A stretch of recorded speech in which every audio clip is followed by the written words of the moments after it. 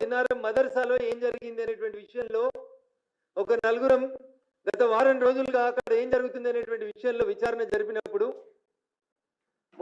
మొత్తం తెలంగాణ కాదు దేశం మొత్తం ఆశ్చర్యపోల్సినటువంటి విషయాలు ఉన్నాయి. అక్కడ ఆ మదర్సాలో 70 మంది విద్యార్థులు చదువుకుంటున్నారు. జిన్నారం దగ్గర ఘర్షణ కారణమైనటువంటి మదర్సాలో 70 మంది విద్యార్థులు చదువుకుంటున్నారు. ఎక్కడోళ్ళు? జిన్నారం వాళ్ళు, బొల్లారం వాళ్ళు, పటాన్చేరు వాళ్ళు, రామచంద్రపురం వాళ్ళు, సిద్దిపేట వాళ్ళు, ఇంకెవరో పక్కోళ్ళేమో అనుకున్నా నేను.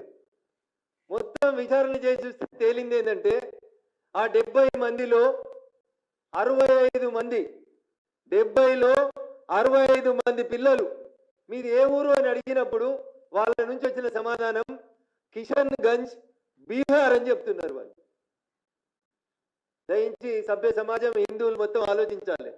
ఎక్కడి నుంచి వచ్చిరట? కిషన్ గంజ్ అనే జిల్లా నుంచి, బీహార్ నుంచి వచ్చినామో అని చెప్తున్నారు. మీ తల్లిదండ్రులు ఎక్కడున్నారు అని అడిగినాం. నెక్స్ట్ ప్రశ్న, మా తల్లిదండ్రులు అంతా బీహార్లోనే ఉన్నారు సార్ అని చెప్పారు వాళ్ళు. సో తల్లిదండ్రులు బీహార్లో ఉన్నారు, వాళ్ళు పుట్టింది బీహార్లో, వచ్చింది ఎక్కడికి? జిన్నారంకి వచ్చారు. పోనీ జిన్నారం ఏదో పెద్ద హైటెక్ సిటీ, అదేదో పెద్ద మున్సిపాలిటీ, సర్వాంగ సుందరంగా ఉంది, వీళ్ళు వచ్చిరు ఆడేదో చేస్తున్నారు, అదేదో కాస్మోపాలిటన్ సిటీ అంటే కాదు, చిన్న మండల కేంద్రం. ప్రశాంతంగా ఉన్న ఒక మండల కేంద్రానికి ఒక మదర్సాను తెచ్చిపెట్టిరు. బీహార్కి వెళ్ళి పిల్లలు అని చెప్తారు.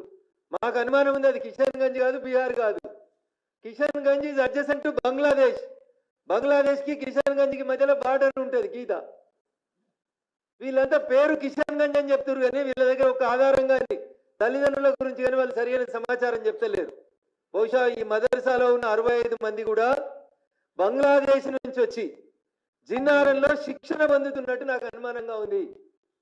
ఇదే విషయం నేను రాష్ట్ర డీజీపీ గారిని కలిసినప్పుడు చాలా స్పష్టంగా చెప్పినాను.